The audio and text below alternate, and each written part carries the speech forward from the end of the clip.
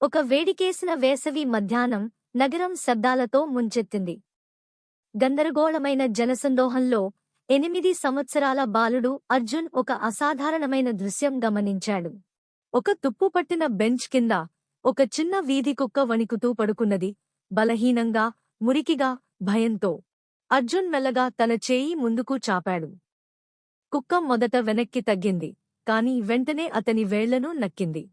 తన lunch box open చేసి అర్జున్ తన రోటీని కుక్కతో పంచుకున్నాడు.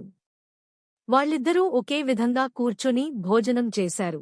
ఒక షాపు యజమాని అరుస్తూ వస్తాడు. చేతిలో కఠినంగా కర్ర పట్టుకుని వాళ్లను తరిమేస్తాడు. అర్జున్ కుక్కను ఎత్తుకుని పరుగెడతాడు.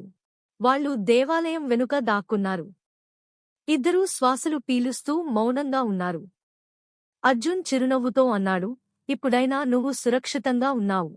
ఆ రోజు తర్వాత ప్రతిరోజూ సాయంత్రం అర్జున్ ఆ కుక్కకు తిండి, నీరు తీసుకెళ్లేవాడు. కుక్క ప్రతిరోజూ వేచి ఉండేది. ఒకరోజు ఉదయం అర్జున్ ఒక ఆశ్చర్యాన్ని తీసుకొచ్చాడు. ఎరుపు రంగు కాలర్, అందులో పేరుతో కూడిన ట్యాగ్. ఇప్పటినుంచి నువ్వు నా కుటుంబం.